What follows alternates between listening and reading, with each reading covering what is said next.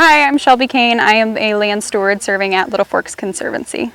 Today we're at Little Forks Conservancy's Forest View Natural Area. We're doing a flood debris cleanup and we're also building a bridge. We had a lot of damage from the floods that affected Midland and Sanford, so we've had to close a few of our preserves and sort of get them all cleaned up, take care of all of the debris and stuff to make sure that it's safe for the public.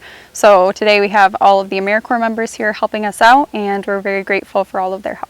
Right after the flood, everything that you can kind of see here in the background was all underwater. We had a bunch of logs, propane tanks, tires, parts of docks, boats. It was just spread everywhere, and we've been hauling it out. It was something that we needed, a lot of people to help us with.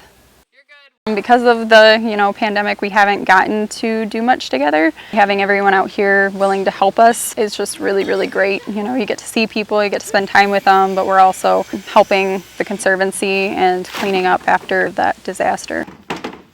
I've just really enjoyed my service so far. I know it wasn't kind of what I had planned originally, but I think it's definitely helped me for the future, and I've learned a lot, and I'm very grateful for Huron Pines AmeriCorps and Little Forks Conservancy.